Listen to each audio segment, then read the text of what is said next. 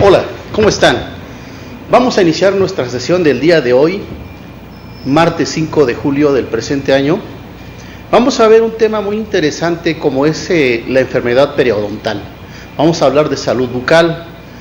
La enfermedad periodontal pues es una enfermedad que afecta a las encías y las estructuras de soporte de los dientes, producido obviamente por algunas bacterias. Pero para hablar de este tema está con nosotros la doctora Lisette Palacios Cruz. La doctora es especialista en este tipo de enfermedades. Ella es especialista en periodoncia.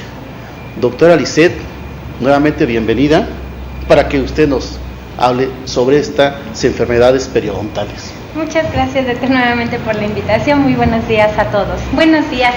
Bueno, el día de hoy vamos a hablar de un tema bastante importante. Vamos a hablar acerca de las enfermedades periodontales. En este caso vamos a abordar prácticamente 3 tipos de las distintas enfermedades periodontales, que son la gingivitis, la periodontitis crónica y la periodontitis agresiva. Y bueno, a manera de introducción, nuestro periodonto, ¿sí?, básicamente también es llamado como aparato de inserción o como tejidos de sostén de los dientes. Si bien este es una unidad de desarrollo biológica y funcional, la cual va a experimentar diferentes cambios con la edad y va a estar sometida a modificaciones morfológicas que puedan estar relacionadas con algunas alteraciones funcionales y del medio ambiente oral. El periodonto va a estar constituido por 4 tejidos, 2 de ellos son blandos y otros 2 que se consideran como tejidos duros. Los tejidos blandos básicamente son la encía y, los tejidos blandos básicamente son la encía y el ligamento periodontal, y los otros 2 tejidos duros son el cemento radicular y el hueso alveolar. Si bien las funciones básicas de nuestro periodonto van a ser 2, la primera de ellas es la de unir el diente al tejido óseo de los maxilares, así como también mantener la integridad en la superficie de la mucosa masticatoria de nuestra cavidad bucal. Y bueno, la periodoncia, es una especialidad, un área de la odontología que básicamente se va a encargar tanto de la prevención como el diagnóstico y tratamiento de las enfermedades de aquellos tejidos de soporte que básicamente son el cemento radicular, el hueso alveolar y el ligamento periodontal, así como la encía, ¿sí? Bueno, en ella nos vamos a encargar del mantenimiento de la salud, de la función, así como de la estética de estas estructuras y tejidos, así como en algún momento dado el reemplazo de los dientes perdidos y estructuras de soporte mediante injertos, ya sean naturales, sintéticos. Y bueno, ¿qué es la enfermedad periodontal? Bueno, la enfermedad periodontal es un proceso patológico que afecta básicamente al periodonto. Si bien las enfermedades periodontales fueron clasificadas por el Dr. Armitage desde 1999 y bueno, existe todo un grupo en el cual, se clasifican las enfermedades de la siguiente manera. Las han clasificado básicamente en 8 tipos, que son las enfermedades gingivales, las cuales se subdividen a su vez. El otro grupo es periodontitis crónica, periodontitis agresiva, periodontitis como manifestación de enfermedades sistémicas, enfermedades periodontales necrosantes, abscesos del periodonto, periodontitis asociada con lesiones endodónticas, y la última categoría de esta clasificación es deformidades y condiciones del desarrollo o adquiridas. Si bien así es como se clasifican todas las enfermedades periodontales y es con la que los regimos hasta el día de hoy. Y bueno, vamos a hablar de las enfermedades gingivales. Si bien Estas se van a clasificar a su vez en dos tipos, que son enfermedades gingivales que son inducidas por la presencia de placa dentobacteriana y las no inducidas por la presencia de placa dentobacteriana. Y a su vez esta tiene diferentes subclasificaciones. Sin embargo, el día de hoy vamos a abordar únicamente las enfermedades gingivales asociadas a o inducidas a la presencia de placa dentobacteriana. Si bien todas estas enfermedades gingivales tienen características comunes, y estas características fueron descritas por el doctor Mariotti en 1999. Y nos dice que una de ellas es que todos los signos y los síntomas van a estar confinados únicamente a la encía. Y vamos a tener que la presencia de placa dentobacteriana va a iniciar o puede exacerbar también la severidad de la lesión, básicamente de la enfermedad.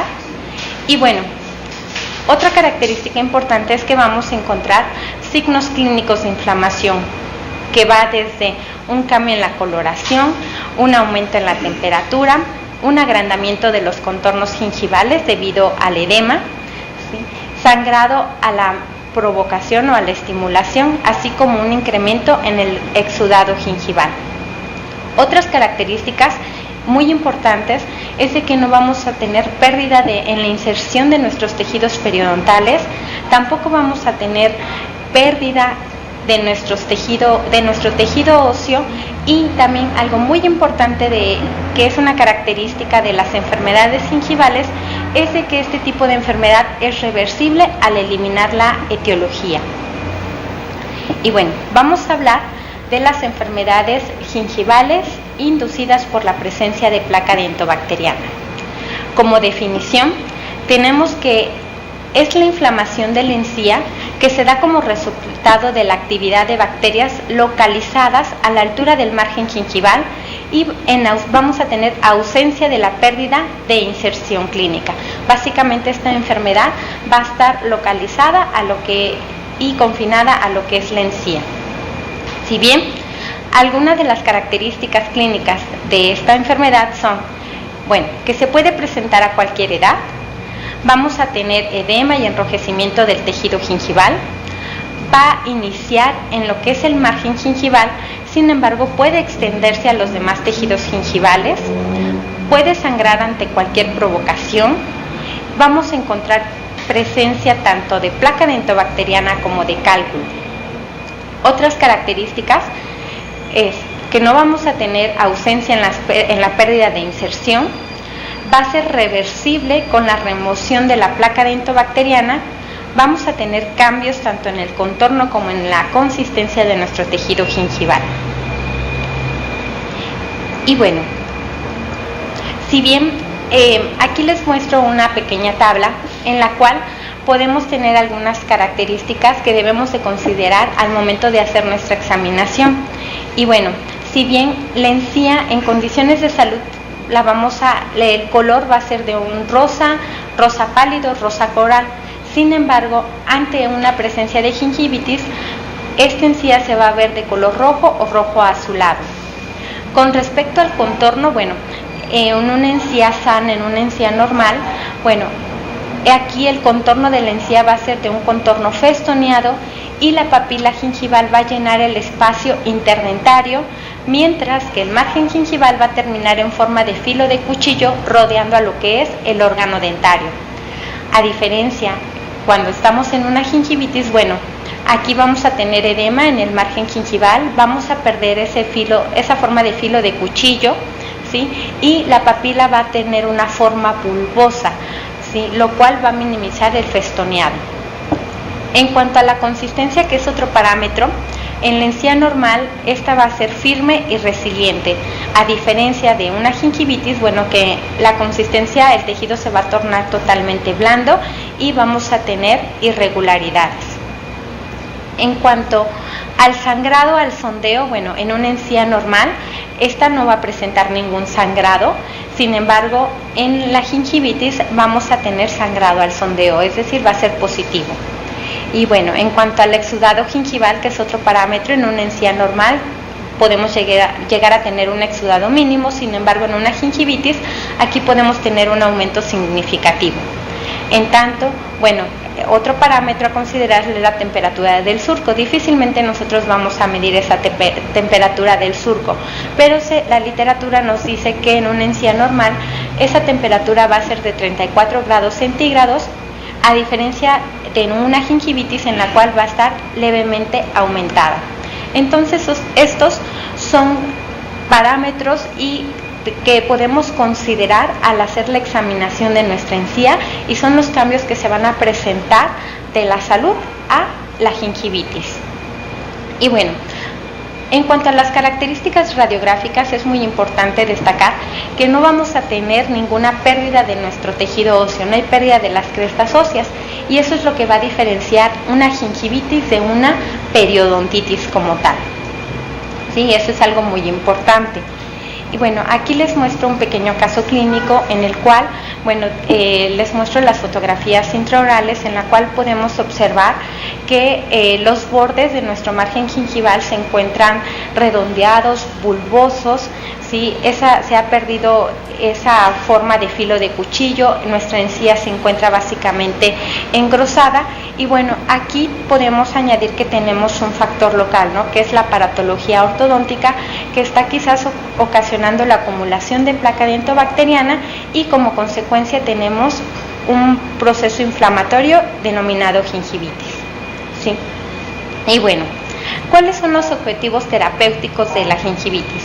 Básicamente va a ser restablecer la salud gingival mediante la eliminación de los factores etiológicos. ¿Cuáles son esos factores etiológicos? Bueno, principalmente va a ser nuestra placa dentobacteriana. Sin embargo, podemos tener otros factores que, si bien no son los etiológicos, pero que pueden contribuir a la mayor acumulación de placa dentobacteriana, como son el cálculo, así como otros factores retentivos de placa dentobacteriana que los denominamos como factores locales. Y aquí hago un breve paréntesis para explicar a qué se refiere un factor local. Si bien es algo que influye en la salud periodontal en uno o varios sitios, sin tener un efecto sistémico. Y bueno, estos factores locales pueden ser alguna anomalía en la anatomía radicular o bien alguna iatrogenia. Algunos ejemplos de estos factores locales pueden ser desde un surco palatogingival o gingival, alguna proyección del esmalte, podemos tener restauraciones desajustadas, sobrecontorneadas, sobreextendidas, alguna fractura, así como la misma malposición dentaria y la presencia de cálculos. Son algunos ejemplos de factores locales que pueden contribuir a una mayor acumulación de placa dentobacteriana, y como consecuencia vamos a tener un proceso inflamatorio en nuestra encía. Y bueno, ¿qué consideraciones debemos de tener de nuestro tratamiento? Bueno, primero, una vez que ya ha sido diagnosticado con gingivitis, bueno, es muy importante establecer nuestro plan de tratamiento, el cual consiste en las siguientes fases. Primero, tenemos que educar a nuestro paciente, y debe de recibir instrucciones personalizadas de higiene bucal. Si bien hemos comentado anteriormente que un factor etiológico es la acumulación de esta placa dentobacteriana. Esta placa dentobacteriana, estas bacterias que conforman esta placa dentobacteriana tienen una matriz de exopolisacáridos, por lo cual la administración de algún antibiótico o algún enjuague no es viable para poder resolver o restablecer la salud de estos tejidos. Por lo tanto, lo más importante del tratamiento es poderle dar una educación adecuada a nuestro paciente de cómo debe de cepillar su cavidad bucal, ¿sí? Posterior a ello, nosotros tenemos que remover esa placa dentobacteriana y tenemos que eliminar ese cálculo supra y subgingival.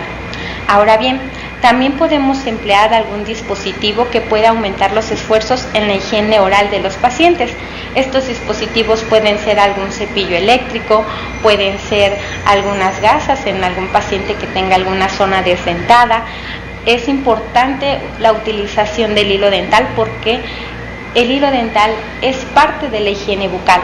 Por lo tanto, tanto una adecuada técnica de cepillado, así como la utilización de aditamentos de limpieza como son el hilo dental, los cepillos interdentales.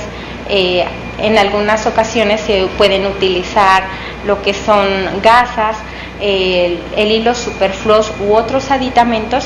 Son fundamentales y van a determinar en un 70 a un 80% el éxito de este tratamiento, ¿sí? Y bueno, también es importante poder corregir los factores retentivos de aquella placa dentobacteriana, como pueden ser esas coronas sobrecontorneadas, márgenes abiertos y sobreextendidos, así como alguna lesión cariosa que pudiera presentarse, y si es viable, bueno, corregir esa malposición dentaria, aquellas prótesis parciales fijas o removibles que estén mal ajustadas. Y bueno, también en algunos casos puede estar indicada la corrección quirúrgica en caso de que tengamos alguna deformidad en nuestra encía, lo cual en algún momento pueda dificultar la capacidad del paciente para poder realizar un control adecuado de la placa dentobacteriana. Y bueno, al finalizar esto, se sugiere que el paciente se someta a una fase 3 de tratamiento, o también denominada fase de mantenimiento. Esto con la finalidad de que éste pueda ser monitoreado y evaluado a través del tiempo, ¿sí? Por lo tanto, bueno, nada más para recordar, es muy importante que ante un diagnóstico de gingivitis se den instrucciones precisas de higiene bucal, una adecuada técnica de cepillado, así como la utilización de aditamentos, ¿sí? Posteriormente tenemos que hacer esa remoción de placa dentobacteriana y esa eliminación de cálculo, y tener citas subsecuentes de mantenimiento. Ese es el tratamiento más eficaz ante la gingivitis. Y bueno, ¿cuáles son los resultados que nosotros podemos esperar? Bueno, que tengamos una reducción significativa de los signos clínicos de inflamación. Básicamente estamos hablando que esa coloración que va de rojo azulado, tengamos posterior al tratamiento una coloración rosa pálida, rosa coral, ¿sí? Que nuestra encía ya no esté edematosa, ¿sí? Que tengamos también una reducción significativa de la cantidad de placa dentobacteriana, y que ésta sea compatible tanto en cantidad como en calidad con la salud de nuestros tejidos gingivales, ¿sí? Y bueno, por último, tener seguimientos a intervalos adecuados para la atención y profilaxis. Ahora, cabe destacar que también pueden existir factores que pueden contribuir a que el problema no se resuelva. Y bueno, esto puede deberse a que hay un incumplimiento tanto por parte del paciente en el control personal de placa dentobacteriana, ¿sí? Así como un fracaso en la adecuada técnica de cepillado que nosotros pudimos haber implementado. Otro factor que puede contribuir puede ser que el paciente tenga algún trastorno físico que pueda dificultar la técnica de cepillado, y bueno, quizás aquí tengamos que apoyarnos del padre de familia, de los tutores, para que el paciente pueda llevar a cabo una adecuada higiene bucal, porque esto es lo más importante del tratamiento, ¿sí? Y bueno, aquí, cuando esta condición periodontal no se puede resolver, bueno, es necesario nuevamente hacer un reforzamiento en cuanto a la educación e instrucciones de lo que es la técnica de cepillado, la higiene bucal, y así como el uso de los diferentes dispositivos, ¿sí? Quizás tengamos que implementar o apoyarnos de algún cepillo eléctrico, ¿sí? Para que el paciente se le facilite poder remover esa placa dentobacteriana, ¿sí? Y también algo importante es el incremento en las frecuencias de esas profilaxis que puedan tener nuestros pacientes. Y bueno, el caso que les comenté al inicio, Bueno, estos son los resultados que obtuvimos a los 17 meses. Ya el paciente ya no tiene aparatología ortodóntica, ya tiene nuevamente ese festoneado, hay un cambio en la coloración de nuestra encía, ya no se tornan esos contornos bulbosos e irregulares, ahora la encía tiene una forma festoneada, la papila termina en forma de filo de cuchillo, hay una coloración de rosa a rosa pálido, varía en diferentes zonas. Y bueno, esto es todo un trabajo que va desde el poder educar a nuestros pacientes, instruirlos, ¿sí? Y las diferentes, el poder instruir a nuestros pacientes con la técnica adecuada para el paciente, ¿sí? Con la utilización del hilo dental, así como la eliminación de cálculo, cepillado y pulido dental. Bueno, vamos a hablar también acerca de la periodontitis. La periodontitis, es un proceso inflamatorio infeccioso que se va a presentar en los tejidos de soporte del órgano dentario, en la cual vamos a tener aquí sí vamos a tener pérdida de inserción clínica debido a que hay una destrucción tanto del ligamento periodontal como pérdida de nuestro hueso de soporte. La periodontitis se caracteriza por la formación tanto de bolsas periodontales como por la presencia de recesiones gingivales o también denominadas recesiones periodontales.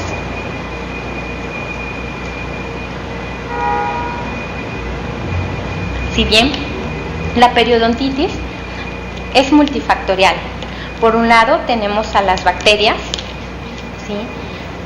Por otro lado tenemos la susceptibilidad del huésped y finalmente el medio ambiente. Si bien tanto las bacterias como el medio ambiente podemos nosotros eliminar esos factores, sin embargo, en cuanto a la susceptibilidad del huésped, solo lo podemos controlar. Eso es algo bastante importante, ¿sí?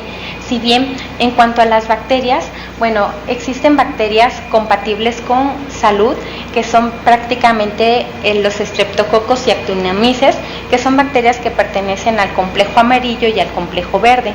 Sin embargo, cuando se permite una mayor acumulación de bacterias y una mayor acumulación de placa dentobacteriana, en ella va a aumentar la calidad de este tipo de bacterias y en ella podemos encontrar bacterias tanto del complejo naranja, que se considera una de ellas, que es la Fusobacterium nucleatum, que es una bacteria que se considera como bacteria puente, porque al estar presente esta bacteria permite la colonización de otras bacterias denominadas bacterias periodontopatógenas, que son la Porphyromonas gingivalis, Bacteroide forsythia y Treponema denticula, que son bacterias que van a ser las que van a causar la enfermedad periodontal, en este caso la periodontitis, ¿sí?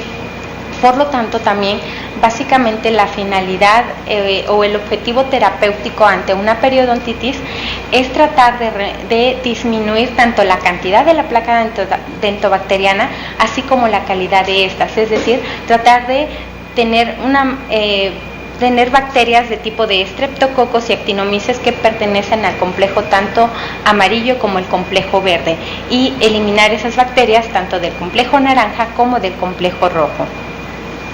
Sí. Y en cuanto a los factores ambientales, un ejemplo de ello que podemos mencionar es el hábito de fumar. Si bien este factor ambiental es muy importante porque va a generar una respuesta inflamatoria y va a generar una respuesta inmunitaria deteriorada, así como podemos llegar a obtener una cicatrización deficiente de nuestros tejidos periodontales. Y ¿cómo va a afectar en la respuesta inflamatoria inmunitaria deteriorada? Va a alterar a la función de nuestras primeras células de defensa, que son los leucocitos polimorfonucleares, así como vamos a tener un deterioro de las moléculas de adhesión básicamente.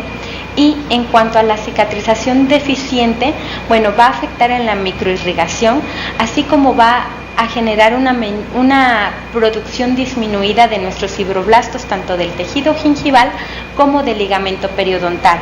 Entonces, este es un factor que debemos de considerar al momento de hacer la historia clínica, que pudiera en dado momento hacer que nuestro tratamiento sea deficiente o bien que no tenga una respuesta favorable, ¿sí? Y bueno, en cuanto a la susceptibilidad del huésped, bueno, aquí podemos mencionar tanto una parte genética, que esa básicamente pues no la podemos modificar, ¿sí? Tenemos una parte sistémica, así como también contamos con una parte o bien existen factores locales. Y bueno, vamos a mencionar alguno de ellos. En cuanto a la genética, en la literatura existen diferentes evidencias de que existen dos mediadores inmunológicos, como son la interleucina 1 y el factor de necrosis tumoral beta, el cual juegan un papel bastante importante en la patogenia de la periodontitis, porque tienen propiedades proinflamatorias, y tienen la capacidad de estimular tanto la resorción ósea, así como pueden regular la proliferación de los fibroblastos de origen gingival, así como del ligamento periodontal. Entonces esta proliferación se va a ver disminuida. Y bueno, eso es lo que hasta el momento se tiene de evidencia, que estos dos tipos de mediadores inmunológicos, ¿sí?, afectan a nuestros tejidos periodontales, ¿sí? En cuanto al factor sistémico, un ejemplo de ello es esta enfermedad crónica, que es la diabetes mellitus, ¿sí?, la cual, bueno, ante un ambiente hiperglucémico, bueno, vamos a tener una disminución en el crecimiento, así como en la proliferación y síntesis de la matriz de nuestro tejido conjuntivo. También, de igual manera, se va a ver deteriorada la función de nuestras primeras células de defensa, que son nuestros leucocitos polimorfonucleares, lo cual vamos a tener como consecuencia una reducción en la migración de estos leucocitos polimorfonucleares a nuestros tejidos periodontales, así como un deterioro de la quimiotaxis, ¿sí? Por lo tanto, nuestra primera línea de defensa se ve deteriorada, ¿sí? Y bueno, en cuanto a factores locales, podemos tener diversos factores locales. Uno de ellos puede ser el tener una involucración de furcación, que pueda permitir una mayor acumulación de placas, si bien es una zona muy difícil de poder limpiar, ¿sí? Entonces es un factor muy importante que nosotros debemos de considerar. Otro factor local son las proyecciones cervicales y perlas del esmalte, que podemos encontrar básicamente en molares superiores e inferiores, y los podemos encontrar con mayor frecuencia en zona de primeros molares superiores. Por lo tanto, al hacer la examinación es muy importante tratar de identificar este factor local. Otro factor local, aquí están las proyecciones, las perlas del esmalte. Estas, si bien tanto las proyecciones cervicales como las perlas del esmalte, algo muy importante es que nuestro epitelio y nuestro tejido conectivo no va a tener una inserción a estas proyecciones cervicales y perlas del esmalte. Por lo tanto, es muy común que donde encontremos este tipo de defectos de anatomía, podamos encontrar bolsas periodontales, ¿sí? También algo muy importante que debemos valorar y se debe de tratar son las restauraciones sobrecontorneadas y desajustadas que nosotros podamos encontrar, porque van a ser un factor principal para una mayor acumulación de placa dentobacteriana. Otros factores es la presencia de múltiples frenillos aberrantes, recesiones gingivales y también una cantidad inadecuada de encía insertada. Si bien ante estas situaciones nosotros, el paciente difícilmente va a cepillar en esos sitios, ¿sí? Por lo tanto es muy importante el poder identificarlos, y bueno, también existen procedimientos para tratar de cubrir esas recesiones gingivales, de aumentar esa cantidad de encía insertada presente en el paciente, así como hacer procedimientos quirúrgicos para remover ese frenillo, ¿sí? Y bueno, otros factores que también pueden contribuir, nos menciona la literatura, que es el género. Si bien no hay diferencias como tal entre hombres y mujeres con respecto a la susceptibilidad de la periodontitis, sin embargo, se ha demostrado que los hombres tienen una salud periodontal deficiente comparado con las mujeres, y esto, se puede deber a dos situaciones. La primera es de que, menciona la literatura que las mujeres van a tener una mejor práctica en cuanto a su higiene bucal, así como también las mujeres son las que hacen uso de los servicios de la atención odontológica comparado con los hombres, ¿sí? Por lo tanto, quizás en donde podamos encontrar más casos de enfermedad periodontal va a ser en los hombres. Y bueno, la periodontitis la puede ser de dos tipos, la de tipo crónica, así como de la agresiva. Ahorita me voy a enfocar y voy a empezar a hablar acerca de la periodontitis crónica y ya más adelante empiezo a hablar de la periodontitis agresiva. Si bien algunas características clínicas de la periodontitis crónica son las siguientes.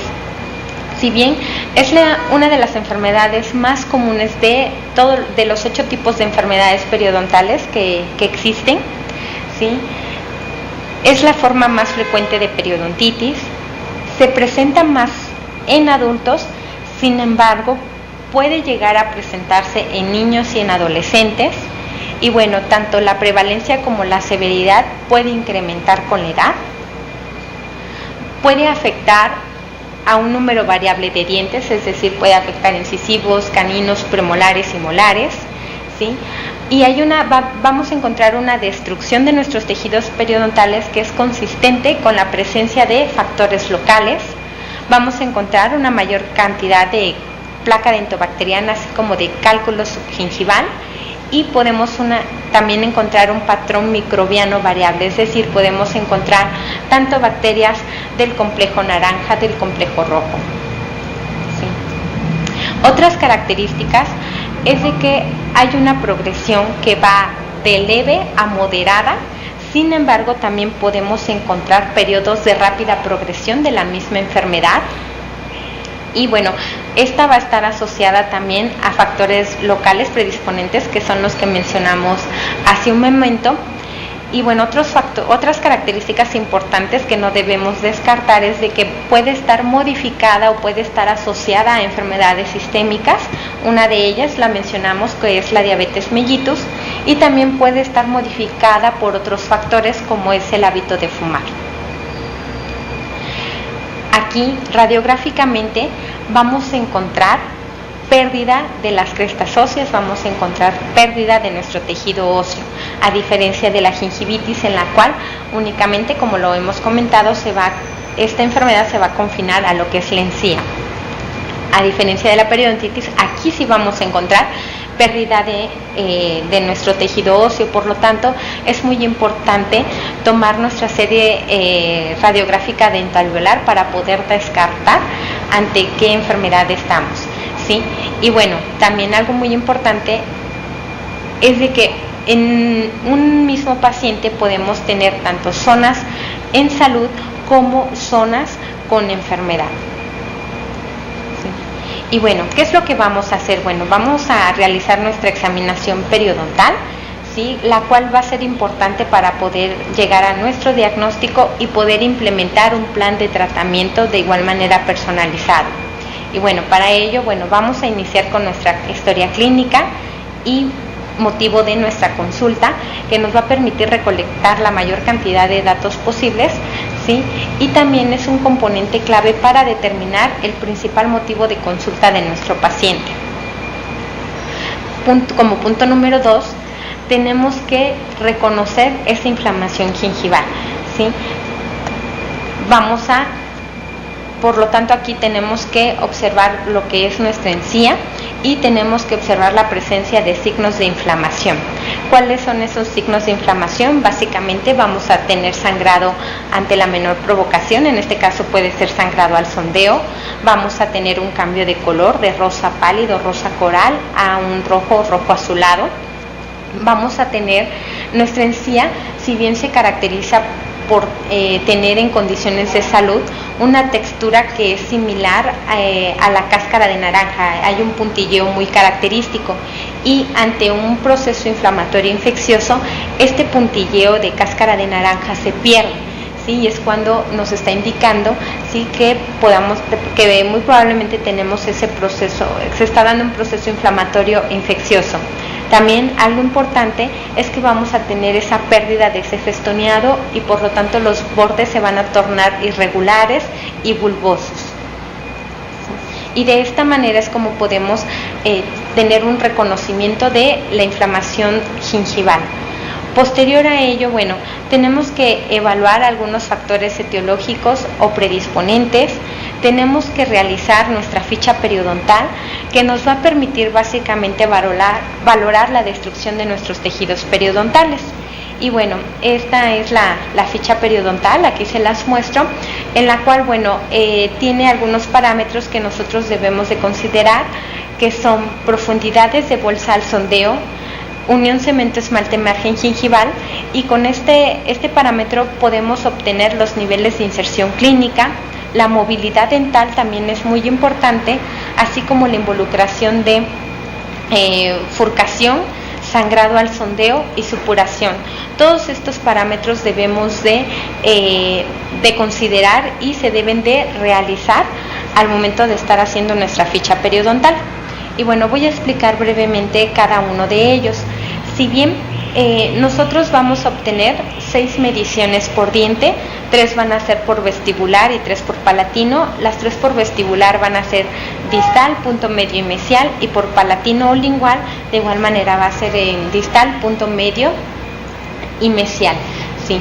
Y bueno, ¿qué es la profundidad al sondeo? Bueno, es una distancia que va de lo que es el margen gingival hasta la base de nuestra bolsa periodontal, y básicamente va a ser hasta donde al momento de colocar nuestra sonda o de insertar nuestra sonda se ofrezca cierta resistencia, ¿sí? Y aquí en nuestra ficha periodontal, bueno, vamos a anotar las 3 mediciones. Aquí algo importante que debemos de considerar es nuestro surco gingival, ¿sí? Nuestro surco gingival básicamente está constituido por una parte blanda y por una parte dura. La parte dura básicamente va a ser nuestro diente, ¿sí? Lo que es el esmalte, la dentina, y la parte blanda va a ser el epitelio y el tejido conectivo de nuestra encía. De esta manera está conformado lo que es nuestro surco gingival, y en condiciones de salud puede llegar a medir 1, 2 o 3 milímetros. Sin embargo, cuando ya estamos hablando de una bolsa periodontal, bueno, estas mediciones de nuestro surco gingival van a cambiar y pueden llegar a medir desde 4 milímetros en adelante. Podemos obtener mediciones de 10, 15 milímetros, ¿no? Y ya estamos hablando que tenemos bolsas periodontales, ¿sí? Y de esta manera vamos a poder también nosotros subclasificar a la periodontitis crónica, que más adelante les voy a comentar de esto, ¿sí? Pero de esta manera vamos a obtener las profundidades al sondeo, y en nuestra ficha periodontal viene abreviado como PB. Otro parámetro importante a considerar es el nivel de inserción clínica. Básicamente, el nivel de inserción clínica nos está indicando la destrucción de nuestros tejidos periodontales, ¿sí? Es decir, la destrucción de nuestro hueso, de nuestro ligamento, de nuestro cemento radicular. Y bueno, esta es una medida que nos dice que es la distancia de la unión cemento-esmalte a la base de esa probable bolsa, ¿sí? También, de igual manera, así como en las profundidades de bolsa que nosotros realizamos 6 mediciones, para los niveles de inserción clínica se van a hacer 6 mediciones, 3 por vestibular y 3 por palatino o lingual, perdón. Y bueno, básicamente el nivel de inserción clínica es la inserción que tiene nuestro epitelio de unión a la superficie de nuestro órgano dentario. Y bueno, también debemos de valorar la movilidad de cada uno de nuestros dientes, y para ello vamos a utilizar la clasificación de Miller que fue propuesta desde 1950, y nos dice que va a tener una movilidad grado 1 cuando nuestra corona del diente, cuando nosotros realizamos esta técnica para checar lo que es la movilidad, bueno, vamos a tener una movilidad de la corona que va a ser superior a 1 milímetro en sentido horizontal.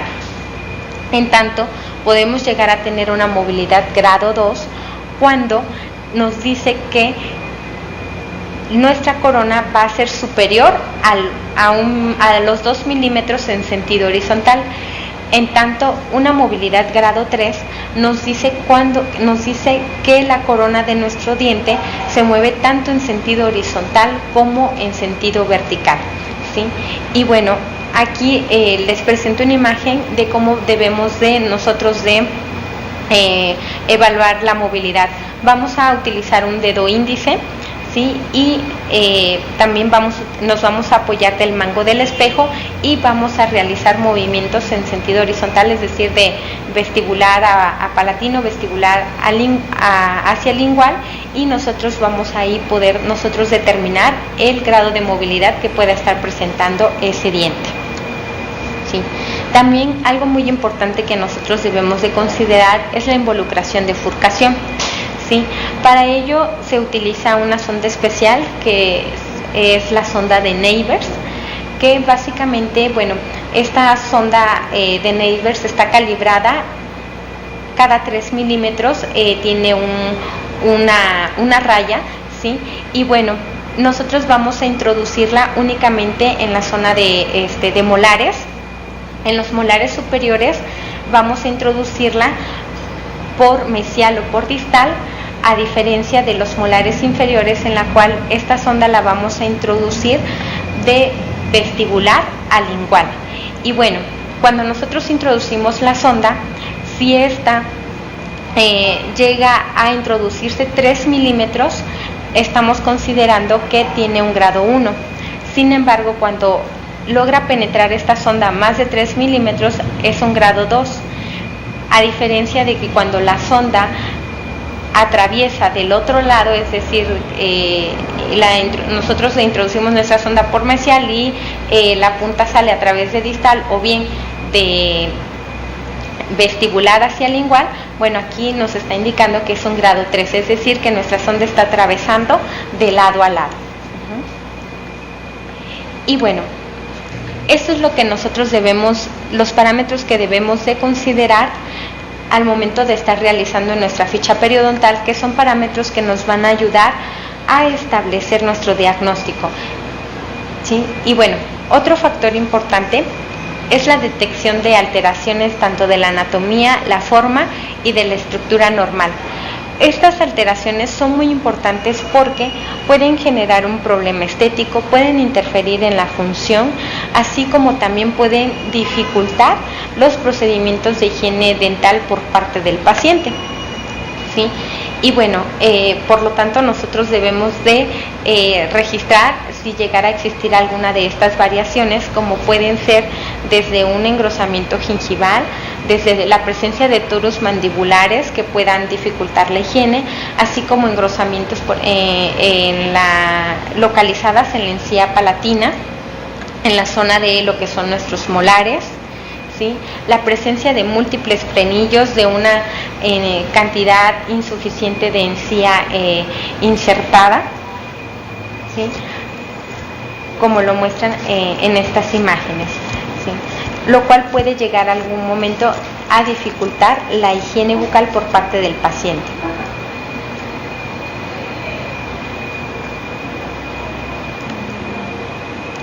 Y bueno,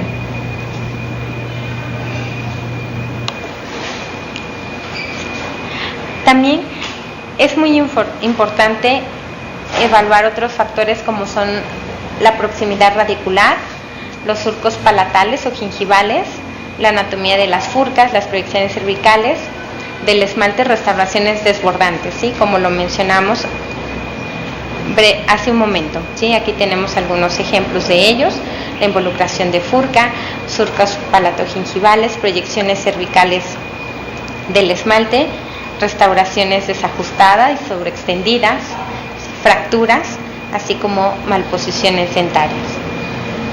Y bueno, otro aspecto también muy importante que debemos de considerar es el aspecto radiográfico. Aquí nosotros tenemos que tomar toda la serie radiográfica para determinar la cantidad de hueso presente, alrededor de cada uno de nuestros dientes, ¿sí? Determinar la pérdida de nuestro tejido óseo, ¿sí? Aquí, por ejemplo, vemos en este caso, ¿sí?, como tenemos la pérdida de nuestras crestas óseas, tenemos la presencia tanto de defectos horizontales como de defectos verticales alrededor de nuestros dientes. Y bueno, como les comentaba hace un momento, que la periodontitis crónica, vamos también a subclasificarla en base a la extensión y también en base a la severidad para poder establecer nuestro diagnóstico. Y bueno, en cuanto a la extensión, esta puede ser de tipo localizada o bien de tipo generalizada. Y en cuanto a la severidad, esta puede ser de tipo leve, moderada o severa. Vamos a hablar un poquito más de ello, ¿sí? La extensión, como lo comentamos, puede ser localizada o generalizada y se refiere al número de sitios que puedan estar involucrados, es decir, al número de sitios enfermos, y va a ser localizada cuando menos del 30% de los sitios de los dientes se encuentran afectados, y generalizada cuando más del 30% de los sitios de los dientes se encuentran afectados. Y para ello va a ser importante nuestra ficha periodontal para determinar la extensión de la periodontitis crónica. Y bueno, en cuanto a la severidad, como lo comentamos, se refiere a la cantidad de pérdida de inserción clínica, y se dice que va a ser leve cuando tengamos niveles de inserción clínica de 1 a 2 milímetros, moderada cuando tengamos niveles de 3 a 4 milímetros y severa cuando tengamos niveles de inserción de 5 o mayor a 5 milímetros, ¿sí? Y de esa manera podemos establecer los diferentes diagnósticos, que pueden ser desde una periodontitis crónica localizada leve, una periodontitis crónica localizada moderada, periodontitis crónica localizada severa, o bien periodontitis crónica generalizada leve, generalizada moderada y finalmente generalizada severa. Y bueno, una vez que nosotros ya realizamos nuestra examinación periodontal, hemos establecido un diagnóstico, bueno, vamos al plan de tratamiento. Básicamente los objetivos de este plan de tratamiento va a ser el poder alterar o eliminar la etiología microbiana, así como aquellos factores de riesgo contribuyentes para la detección, para detener la progresión de la enfermedad, así como preservar la dentición en un estado de salud, bienestar y función con estética apropiada, y prevenir, eso es algo muy importante, la recurrencia de la periodontitis. Y bueno, si bien también puede estar indicado la regeneración de nuestro aparato de inserción mediante procedimientos quirúrgicos, ¿sí? Y bueno, la terapia inicial es la siguiente.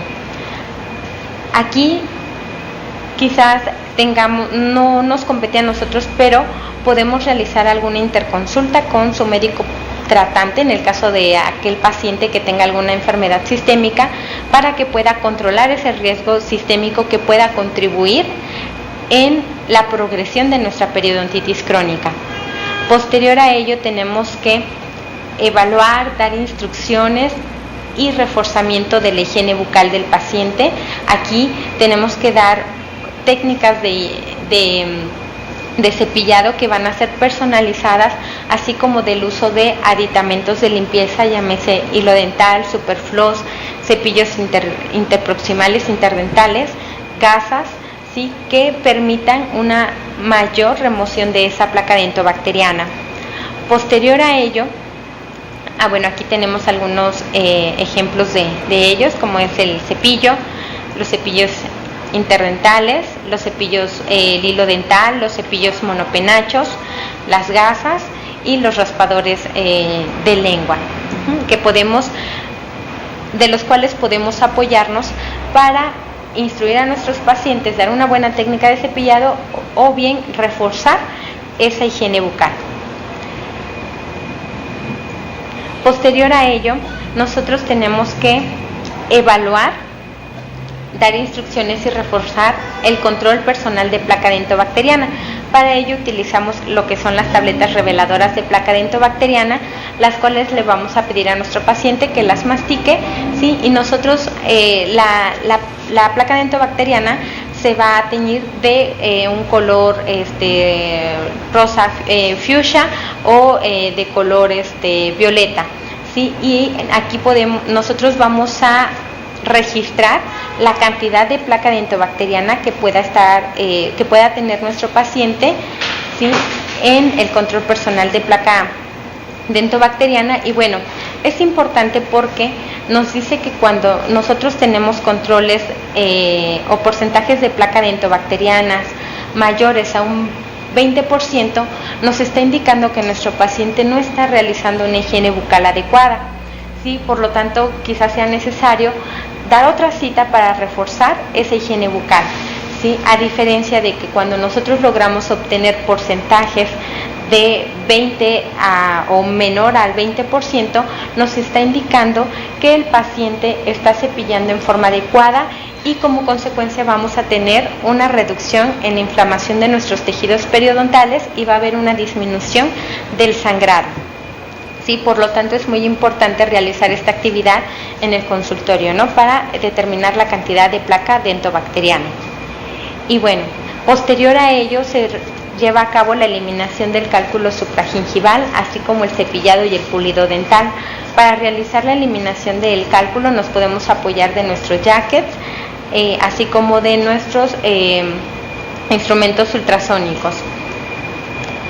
Y bueno, si nosotros detectamos algún factor local que pudiera estar contribuyendo en la progresión de esta periodontitis, bueno, este factor local se debe de eliminar en la medida de lo posible o bien controlar este factor local.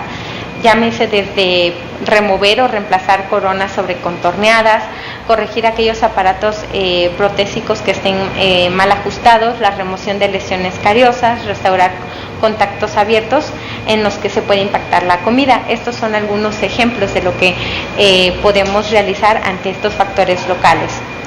En el caso de las proyecciones cervicales del esmalte, y de igual manera se tienen que remover, ¿sí?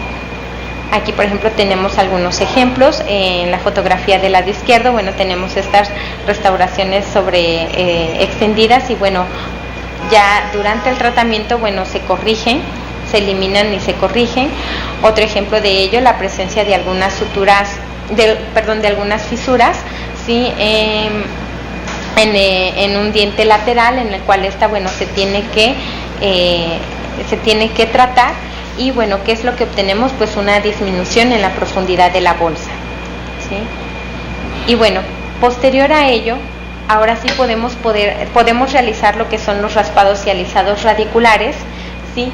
Anteriormente al raspado y alisado radicular se le conocía como curetaje cerrado, ¿sí? Y bueno, básicamente la finalidad del raspado y alisado radicular va a ser remover esa placa dentobacteriana, ese cálculo subgingival, así como ese tejido inflamatorio que pueda estar presente en nuestra bolsa periodontal, ¿sí? Y se va a realizar en aquellos sitios donde al momento de hacer nuestra ficha periodontal obtuvimos profundidades de bolsa a partir de 4 milímetros. ¿Sí? Y bueno, existen algunos protocolos que nos sugieren que ante un diagnóstico de una periodontitis crónica generalizada, severa o generalizada moderada, podamos implementar la utilización de algún agente antimicrobiano, siempre y cuando hayamos realizado nuestros raspados y alisados radiculares, ¿sí? Porque de lo contrario no va a tener ningún efecto esa terapia antibiótica que nosotros que hayamos administrado, y esto se debe a la matriz de exopolisacáridos que contienen esas bacterias. Una vez que nosotros hemos hecho esa remoción mecánica, hemos roto esa matriz de exopolisacáridos de las bacterias, es posible que podamos utilizar algún agente antimicrobiano en conjunto con los raspados y alisados radiculares y obtener mejores resultados de nuestra terapia periodontal. En esos casos sí es posible dar algún antibiótico. Algún ejemplo de ellos que se pueden dar o que nos mencionan los diferentes protocolos es el poder realizar el raspado y alisado radicular en un periodo de 24 horas, ¿sí?, de todos los dientes que tienen profundidades de bolsa de 4 milímetros en adelante, y cuando se haya terminado de realizar el último raspado y alisado radicular, ahora sí se puede implementar esa terapia antibiótica, la cual consta de amoxicilina de 500 miligramos más metronidazol de 500 miligramos, esto cada 8 horas durante 7 días. Además de la utilización, aquí sí podemos implementar lo que son los enjuagues de clorexidina al 0.12%, que se van a dar 20 minutos después de haberse cepillado el paciente. Va a utilizar 15 mililitros y lo va a mantener, va a hacer los enjuagues durante 30 segundos, ¿sí? Y de esa manera, así es como lo establece este protocolo, y en la cual podemos llegar a obtener mejores resultados. Y bueno, una vez que nosotros terminamos de hacer los raspados y alisados radiculares, tenemos que dejar pasar un mes para reevaluar nuestra terapia inicial. Es decir, una vez que terminamos los raspados, citamos nuevamente al paciente y volvemos a realizar una ficha periodontal para volver a hacer el sondeo, en la cual tenemos que checar nuevamente los parámetros de profundidades de bolsa, niveles de inserción clínica, movilidad, sangrado al sondeo, supuración, así como involucración de furcación, para determinar en ese momento los resultados de nuestra terapia inicial. Y bueno, ¿qué es lo que nosotros podemos esperar de nuestra terapia inicial? Básicamente va a ser una reducción de los signos clínicos de la inflamación. Tenemos que tener una reducción o eliminación de esas bolsas periodontales. Tenemos que estabilizar los niveles de inserción clínica, o bien tener ganancia en esos niveles de inserción clínica, así como también reducir los niveles de la placa dentobacteriana, y que estos sean que sean compatibles con la salud de nuestros tejidos periodontales. Sí. Ahora, si la terapia inicial se ha resuelto, bueno, se sugiere que el paciente acuda a citas de mantenimiento, que se conocen también como fase 3.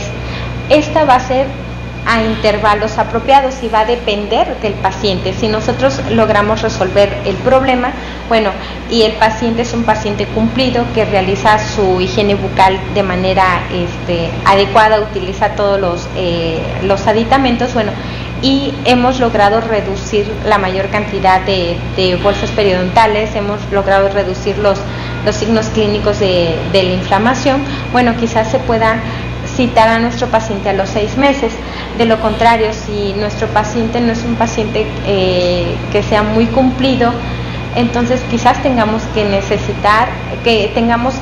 ver a nuestros pacientes cada 4 meses, ¿no? Todo va a depender tanto de las condiciones periodontales, así como de el cumplimiento que tenga nuestro paciente. Ahora, si nuestra terapia inicial no se resolvió por completo, bueno, aquí podemos implementar o pasar a nuestro paciente a una fase 2, o también denominada fase quirúrgica, en la cual vamos a tratar de resolver la enfermedad y corregir los defectos anatómicos, ¿sí? Y bueno, aquí en la fase 2, bueno, existen diferentes modalidades de tratamientos quirúrgicos que podamos implementar, que van desde terapias mucogingivales, de terapias regenerativas, así como terapias regenerativas, ¿no? Dentro de las terapias mucogingivales, básicamente va a ser el poder cubrir esas recesiones periodontales que se formaron como consecuencia, como secuela de la enfermedad periodontal. Podemos implementar una terapia de regeneración tisular guiada para mejorar las condiciones de nuestro tejido óseo con injertos óseos, así como con membranas. O bien podemos implementar lo que son proteínas, que se conocen como proteínas derivadas del esmalte, la cual permiten regenerar nuestros tejidos periodontales. O bien podemos implementar terapias resectivas, que como son desde una gingivectomía, así como cirugías óseas que se pueden realizar para mejorar el contorno de nuestro tejido óseo y como consecuencia mejorar la higiene bucal que puedan tener nuestros pacientes. ¿Sí? Aquí les muestro unos casos clínicos en el cual es un paciente femenino de 24 años de edad cuyo motivo de consulta refiere que le sangra la encía y se le mueven un poco sus dientes. ¿Sí? Dentro de sus antecedentes heredofamiliares refiere que su abuela presentó diabetes mellitus, cáncer, su abuela materna presentó también cáncer y su madre viva que presenta depresión. Y bueno, dentro de los antecedentes personales patológicos no existen datos de relevancia. Estas son sus fotografías intraorales, en la cual es una dentición mixta. Podemos observar la presencia de algunas restauraciones a base de resinas. Podemos observar también la presencia de placa dentobacteriana, cálculo y de una férula que va de premolar a premolar en la parte inferior. ¿Sí? Estas son las fotografías oclusales, en la cual también observamos la presencia de varias restauraciones a base de resinas, de amalgamas,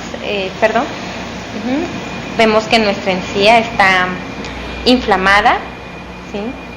Estas son las fotografías laterales. ¿Sí? Esta es su ortopantomografía, en la cual podemos observar que algunas restauraciones ya están desajustadas. Podemos ver que hay ausencia de nuestras crestas óseas y por lo tanto tenemos tanto defectos en sentido horizontal como en sentido vertical. Y en la zona de nuestro diente número 12, en la zona apical, bueno, vemos la presencia de algún cuerpo extraño. Y bueno, estas son sus radiografías dentalveolares. ¿Sí? Aquí podemos nuevamente corroborar la información. Vemos esos defectos óseos tanto en sentido vertical como también en sentido horizontal. ¿Sí? Este es su periodontograma, su ficha periodontal, en la cual tenemos en algunos dientes profundidades de bolsa de 4 a 6 milímetros. Tenemos también sangrado al sondeo en algunas zonas, así como movilidad grado 1 en varios de nuestros dientes. ¿Sí? Y en la parte inferior también tenemos profundidades de bolsa que van de 4 a 6 milímetros. De igual manera tenemos movilidad grado 1, así como sangrado al sondeo. Y bueno, en base a lo anterior, bueno, se da un diagnóstico periodontal de periodontitis crónica localizada de tipo moderada. Y bueno, lo que se hace, se implementa un plan de tratamiento, el cual consiste en una fase 1 que va desde el control personal de placa dentobacteriana, así como instrucciones de higiene bucal y así como el uso de aditamentos de limpieza, la eliminación de cálculo supragingival, el cepillado y pulido dental, la eliminación de esa férula que está siendo un factor local que está permitiendo una mayor acumulación de placa dentobacteriana. En este caso se realiza interconsulta con cirugía maxilofacial para las extracciones de los terceros molares, así como el raspado y alisado radicular de aquellos dientes con profundidades de bolsa a partir de 4 milímetros en adelante. Y al mes se hace lo que es la reevaluación. Se hace una fase 2 quirúrgica, así como una fase 3 de mantenimiento. ¿Sí? Y bueno, los resultados que obtenemos de nuestra primera fase, bueno, aquí se removió la férula y podemos observar que, bueno, esa coloración de nuestra encía, que era en un principio una coloración roja, bueno, ahora se torna, tenemos una coloración rosa, en algunos sitios rosa pálido, tenemos un contorno festoneado, la textura en algunos sitios ya también es similar al de la cáscara de naranja. ¿Sí? Estas son las radiografías oclusales y las fotografías laterales. ¿Sí? Esto es después de haber hecho nuestra primera fase. esta es nuestra nueva ficha periodontal, en los cuales, bueno, sí llegamos todavía a tener algunas profundidades de bolsa al sondeo, ¿sí? Sin embargo, ya no tenemos sangrado al sondeo, que es algo muy importante, porque si bien es cierto, el sangrado al sondeo también, además de que nos está indicando que nuestros tejidos están inflamados, nos pueden indicar la actividad, ¿sí?, de la enfermedad periodontal. Y nuevamente se establece un diagnóstico periodontal, en este caso fue el de una periodontitis crónica localizada leve. Sí, este es en la parte inferior, en la cual aquí sí ya no tenemos profundidades de bolsa al sondeo, aunque la movilidad persiste. Sin embargo, cabe mencionar que la movilidad es una secuela de la enfermedad periodontal. Sí, difícilmente podemos revertir esa movilidad. ¿Sí? Un segundo caso clínico. Sí, es un paciente femenino de 41 años de edad, empleada, cuyo motivo de consulta pues refiere tener algún problema en la encía, y dentro de sus antecedentes personales patológicos refiere hepatitis a los 2 años de edad. Estas son sus fotografías intraorales, en las que podemos observar que tenemos contornos irregulares, el color de nuestra encía va de un rojo azulado en algunos sitios. Sí, tenemos también algunos sitios en donde la encía se ve de un color rosa pálido.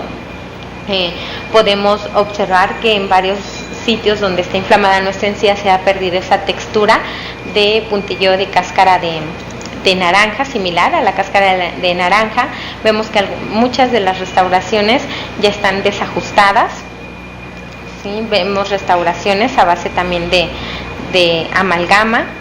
Sí, esta es su ortopantomografía, en la cual vemos la ausencia de nuestras crestas óseas.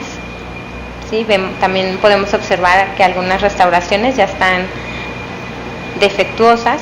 Y bueno, corroboramos la información con nuestras radiografías dentalveolares, en las que podemos observar la presencia de defectos óseos tanto en sentido vertical como en sentido horizontal. Nuestra ficha periodontal, los datos son que tenemos profundidades de bolsa que van de 4 a 7 milímetros, tenemos movilidad, grado 1 en algunos dientes, así como sangrado al sondeo en la mayoría de los dientes. Y esto es en la parte inferior, que de igual manera tenemos profundidades de bolsa que van de 4 a 5 milímetros, movilidad y varios sitios con sangrado al sondeo, por lo que se da un diagnóstico de periodontitis crónica generalizada moderada, y se implementa un plan de tratamiento que incluye las 3 fases. En la fase 1, de igual manera, ¿no?, se hace un control personal de placa dentobacteriana, la eliminación de cálculo y cepillado y pulido dental, raspado y alisado radicular de los dientes con profundidades de bolsa al sondeo, la reevaluación, así como interconsultas con las diferentes especialidades como son rehabilitación bucal. Y bueno, estos son los resultados que nosotros obtenemos, ¿sí?, al mes de haber hecho nuestra terapia inicial, en la cual, bueno, ya vemos que el cambio de la coloración de nuestra encía, ya vemos, se observa un mayor festoneado, ¿sí?, en algunos dientes, en algunas zonas de la encía de nuestros dientes. Sí vemos que ese puntilleo de cáscara de naranja está presente nuevamente, ¿sí? Y bueno, a la ficha periodontal, bueno, a pesar de que tenemos algunas profundidades de bolsa al sondeo, ya no tenemos sangrado al sondeo, lo cual nos está indicando inactividad de la enfermedad periodontal, es decir, que estamos controlando el problema, ¿sí? Y en la parte inferior, también tenemos en algunos sitios profundidades de bolsa, ¿sí?, y se establece un nuevo diagnóstico, que es de periodontitis crónica localizada moderada. Y bueno, vamos a hablar de otro punto, que es la periodontitis agresiva, ¿sí? Si bien este es un tipo muy específico de periodontitis, en la cual se caracteriza por presentar hallazgos clínicos y de laboratorio que son suficientes para diferenciarla de una periodontitis crónica. Si bien este tipo de periodontitis agresiva tiene tanto características universales como características secundarias, y las tres características universales de este tipo de periodontitis agresiva son que nuestros pacientes van a estar aparentemente sanos. Eso es algo muy importante. Si quizás nuestro paciente ya tiene alguna enfermedad sistémica, por ejemplo diabetes mellitus, quizás podemos descartar que pueda tener nuestro paciente periodontitis agresiva, quizás estemos hablando de una periodontitis crónica, ¿sí? Otra característica universal es que vamos a tener rápida pérdida de inserción y destrucción ósea, así como también agregación familiar. ¿A qué se refiere la agregación familiar? Básicamente se refiere a que quizás papá o mamá tuvieron el problema y bueno, es heredado a alguno de los hijos, y entre los hermanos pueden llegar a estar presentando el mismo problema. A eso se refiere la agregación familiar. Y bueno, las características secundarias que se van a presentar en este tipo de periodontitis son las siguientes. Vamos a tener depósitos microbianos inconsistentes con la severidad de la destrucción. Es decir, que vamos a tener muy poca cantidad de placa dentobacteriana. Sin embargo, la destrucción de nuestros tejidos periodontales es mucha, ¿sí? Vamos a tener elevadas proporciones de dos bacterias que se consideran periodontopatógenas y que son las que van a estar presentes en este tipo de periodontitis, que es la Agregatibacter actinomycete comitans, ¿sí? Y en algunos casos podemos encontrar Porphyromonas gingivalis. También nos dicen que vamos a encontrar anomalías en los fagocitos, y bueno, también vamos a tener niveles elevados de prostaglandina E2, así como de interleucina beta. Y algo importante es que la progresión de la pérdida de inserción, así como de la destrucción de nuestro tejido óseo, puede llegar en un momento dado a autolimitarse. La periodontitis agresiva la vamos a dividir únicamente en dos tipos, que va a ser localizada y generalizada, y vamos a hablar las características principales de cada una de ellas. En la periodontitis agresiva localizada, básicamente vamos a tener una pérdida de inserción interproximal en por lo menos 2 dientes permanentes. Estos 2 dientes permanentes van a ser básicamente incisivos y primeros molares. Estamos hablando de incisivos superiores o primeros molares inferiores y superiores también. Vamos a tener, en la mayoría de los casos, una ausencia de la inflamación clínica. Vamos a tener tanto cantidades de placa dentobacteriana como de cálculo mínimas, ¿sí? Vamos a tener grandes cantidades, sin embargo, en esa pequeña cantidad de placa dentobacteriana vamos a tener grandes cantidades de la Porphyromonas gingivalis, así como también de la bacteria Agregatibacter actinomycete comitans. Ahora, la pérdida ósea va a ser de 3 a 4 veces mayor que en una periodontitis de tipo crónica. Podemos observar diastemas porque va a haber una migración en sentido distal y vestibular de lo que son incisivos superiores, y también podemos llegar a tener esta migración de los primeros molares. Podemos llegar a obtener movilidad, y nos dice que podemos tener sensibilidad térmica de las superficies radiculares expuestas, ¿sí?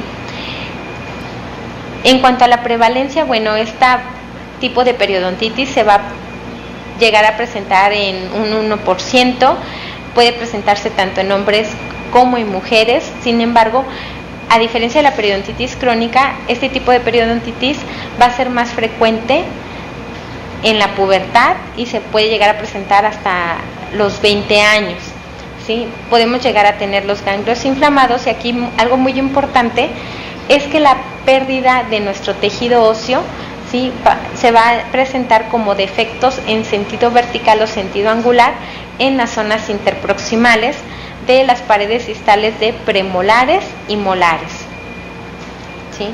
A diferencia de la periodontitis agresiva generalizada, en la cual, bueno, aquí además de que se van a encontrar afectados tanto los incisivos como los primeros molares, ¿sí?, podemos tener afectación de otros dientes, ¿sí? De igual manera vamos a tener pequeñas cantidades de placa dentobacteriana. Aquí podemos tener periodos de rápida destrucción seguidos de una etapa de estabilización, ¿sí?, de la misma enfermedad. Algo también muy importante es que los dientes primarios se pueden ver afectados, y si los dientes primarios o deciduos se encuentran afectados, es muy importante realizar un monitoreo, porque muy probablemente los dientes permanentes puedan tener el mismo problema. Y bueno, también algo importante es que se deben de evaluar a todos los miembros de la familia, por lo que este tipo de periodontitis tiene una agregación familiar, ¿sí? Aquí nos dice que puede en algunas ocasiones en algunos pacientes pueden llegar a presentar alguna manifestación sistémica, ¿sí? Por lo tanto, se debe evaluar lo que es la historia clínica, ¿sí? La prevalencia aquí aumenta, puede llegar a presentarse en un 8%, a diferencia de la localizada, que llega a ser de un 1%. Va a ser mayor en hombres que en mujeres, y algo también importante es que la raza negra tiene un mayor riesgo, ¿sí?, para todas las formas de periodontitis agresiva, y puede llegar a presentarse entre adolescentes de 13 y 17 años de edad, ¿sí? Y bueno, aquí les hice un pequeño cuadrito para que podamos hacer las diferentes comparaciones de las características clínicas entre una periodontitis crónica, una periodontitis agresiva localizada y una periodontitis agresiva generalizada. Y bueno, en la periodontitis crónica, bueno, va a ser más prevalente en adultos, aunque puede llegar a presentarse en niños. En la de tipo agresiva localizada se va a presentar generalmente en adolescentes, al igual que en la agresiva generalizada, que se va a presentar en personas menores de 30 años. En cuanto a la progresión de la enfermedad, en la crónica va de lenta a moderada, a diferencia de la periodontitis agresiva localizada y generalizada, que es una progresión muy rápida, ¿sí?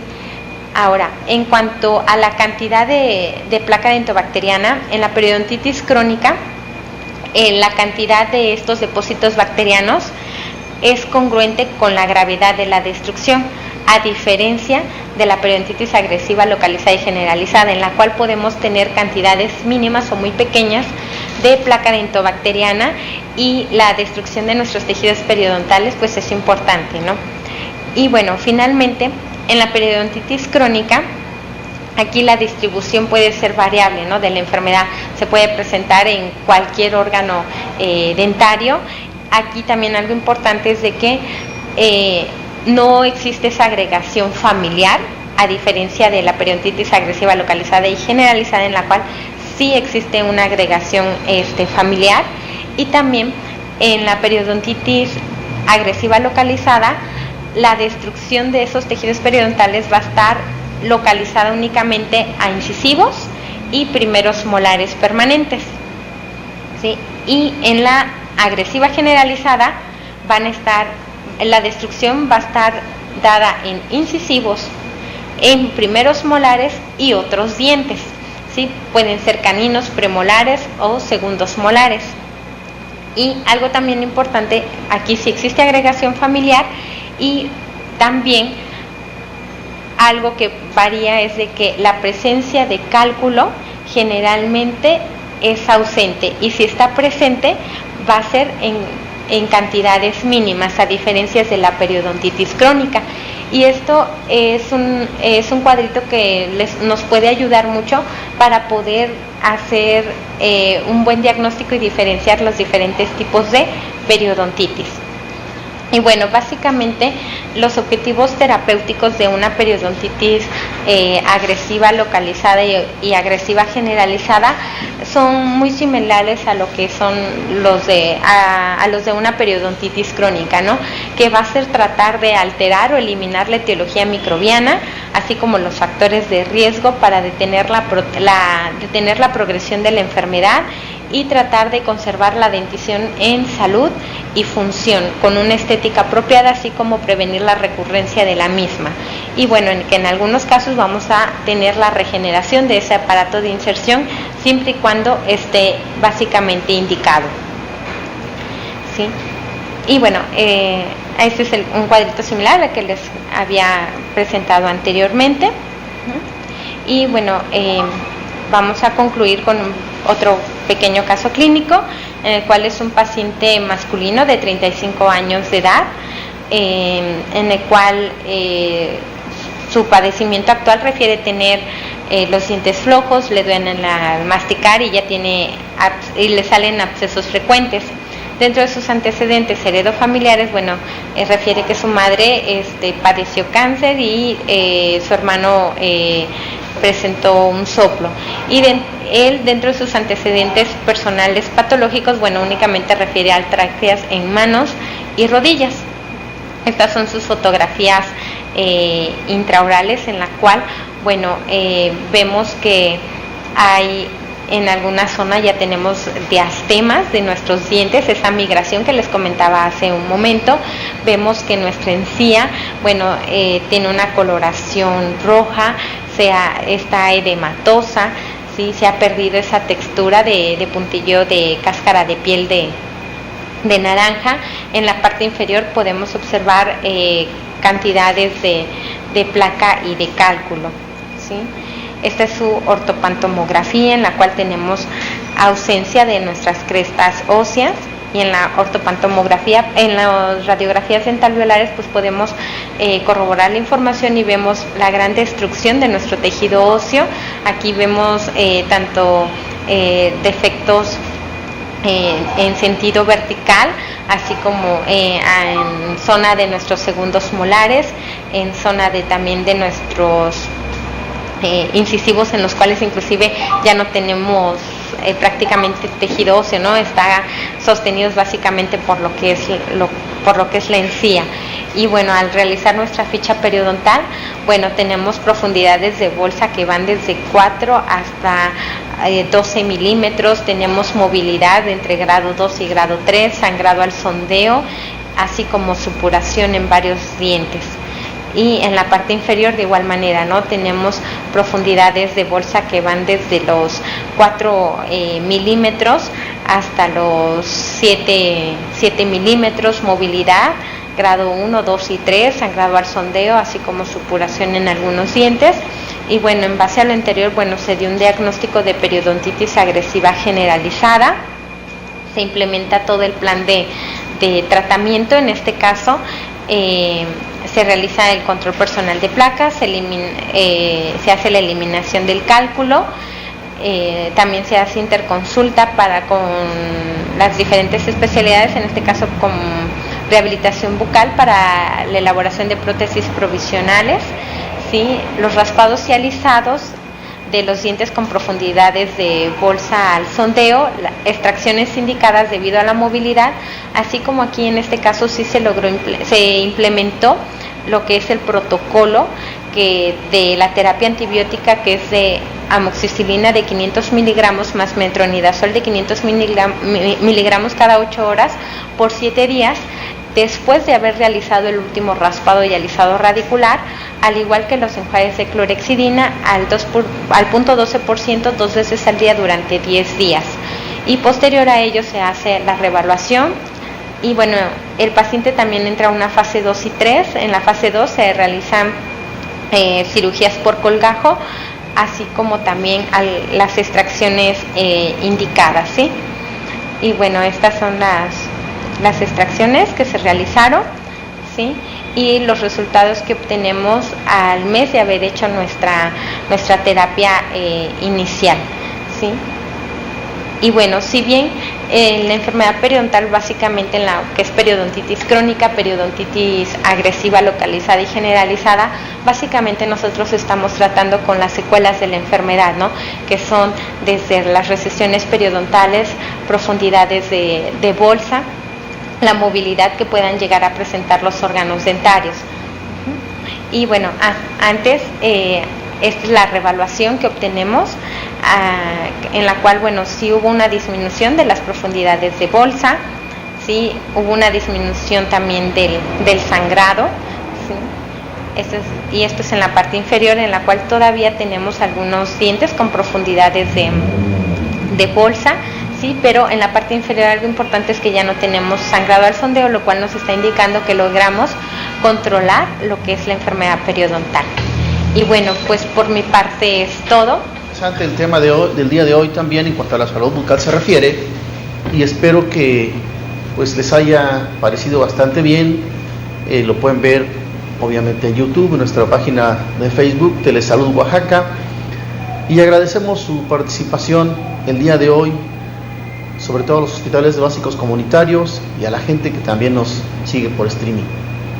Gracias a la doctora especialista en periodoncia, la doctora Lisette Palacios Cruz, que estuvo con nosotros, y nos vemos la próxima. Hasta luego. Buenas tardes. Gracias. Buenas tardes. Gracias, doctor.